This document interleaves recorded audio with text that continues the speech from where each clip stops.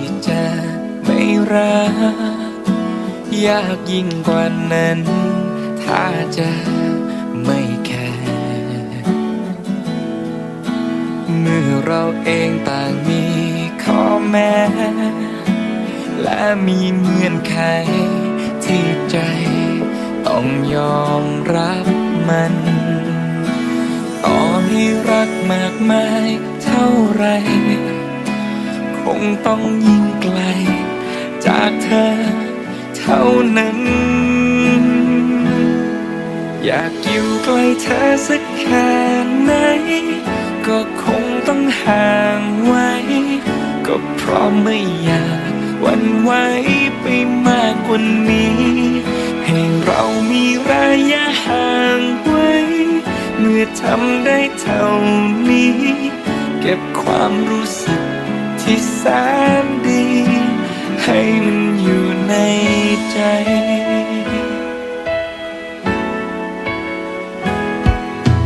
เมื่อใจเราต่างคนต่างรู้ว่าไม่อาจยืนคู่กันและกันก้าวที่เธอห่างจากฉันไม่ทำให้รักของเรามันจางหายไปแต่ว่ารักมากมายเท่าไรคงต้องยิ่งไกลจากเธอเท่านั้น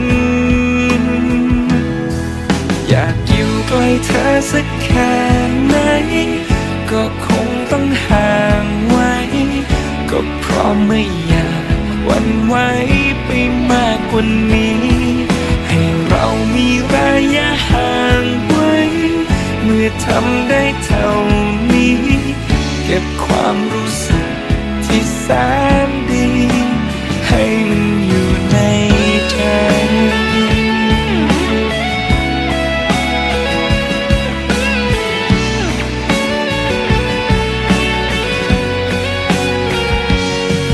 อยากอยู่ใกล้เธอสักแค่ไหนก็คงต้องห่างไว้ก็เพราะไม่อยากหวั่นไหวไปมากกว่านี้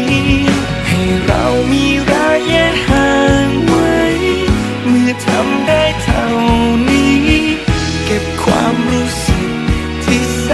นดีให้มันอยู่ในใจ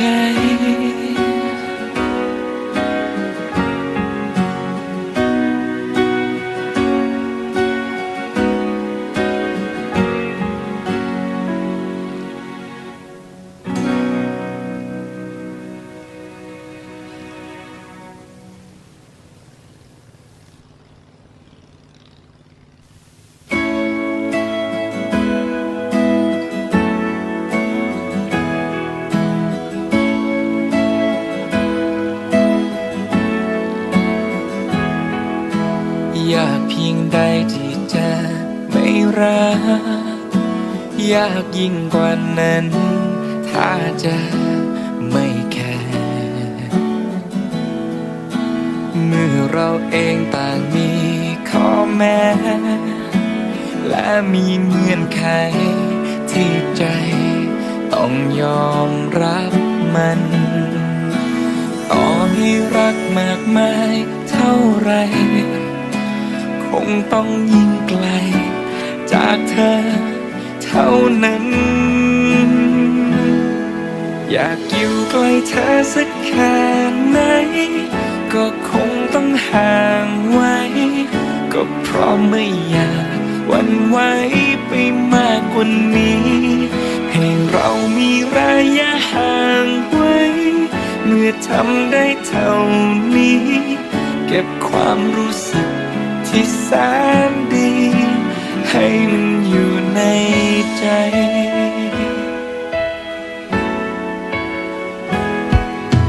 เมื่อใจเราต่างคน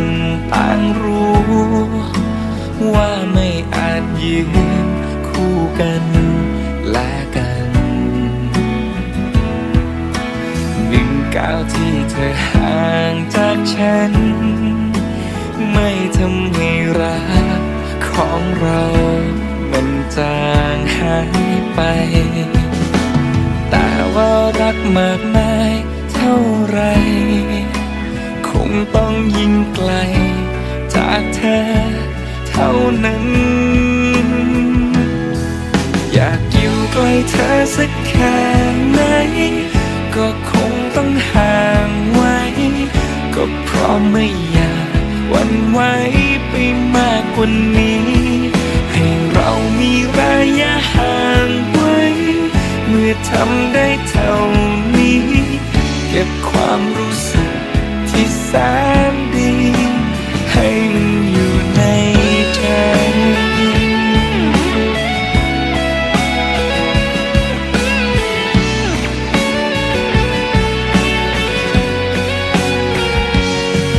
อยากอยู่ใกล้เธอสักแค่ไหนก็คงต้องห่างไว้ก็เพราะไม่อยากหวั่นไหว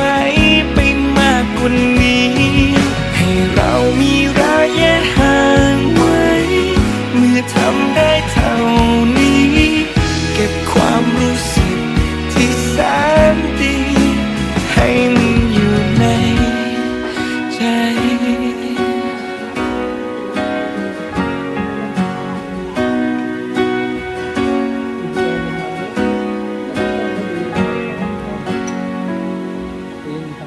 แย่งน้องเฮ้ยเดี๋ยวน้องจะไม่ยินนอนกินข้าวไม่กินกับปูมันกินไปแบบเบื่อไม่เห็นมีใครกินของแม่ในมือเริ่ม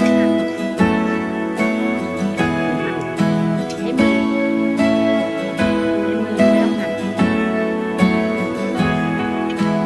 อยากเพียงใดที่จะ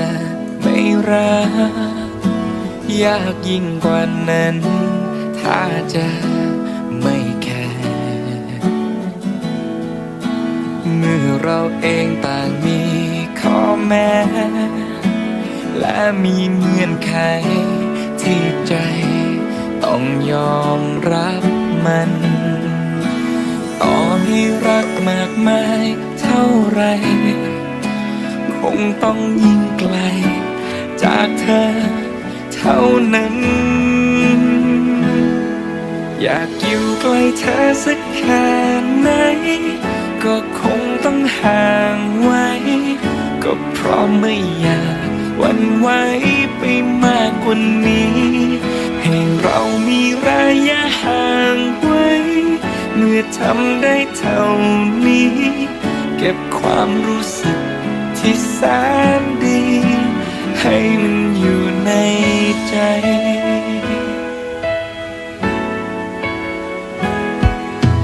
เมื่อใจเราต่างคนต่างรู้ว่าไม่อาจยืนคู่กันและกันหนึ่งก้าวที่เธอห่างจากฉันไม่ทำให้รักของเรามันจางหายไปแต่ว่ารักมากมายเท่าไรคงต้องยิ่งไกลจากเธอเท่านั้นอยากอยู่ใกล้เธอสักแค่ไหนก็คงต้องห่างไว้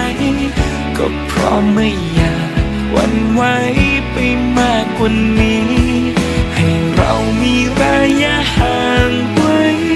เมื่อทำได้เท่านี้เก็บความรู้สึกที่แสนดีให้มันอยู่ในใจ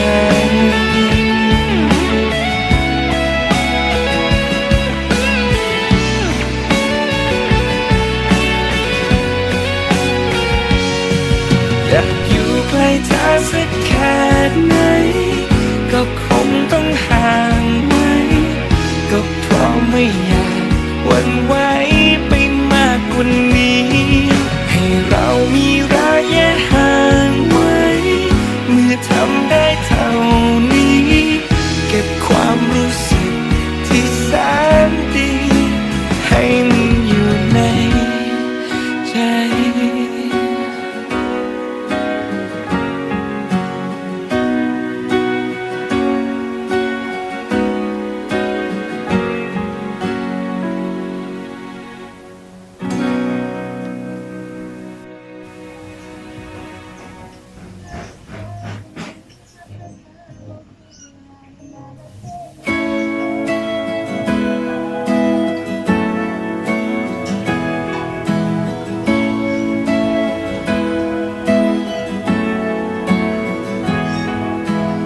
ากเพียงใดที่จะไม่รักยากยิ่งกว่านั้นถ้าจะไม่แคร์เมื่อเราเองต่างมีข้อแม้และมีเงื่อนไขที่ใจต้องยอมรับมันต่อให้รักมากมายเท่าไรคงต้องยิ่งไกลจากเธอเท่านั้นอยากอยู่ใกล้เธอสักแค่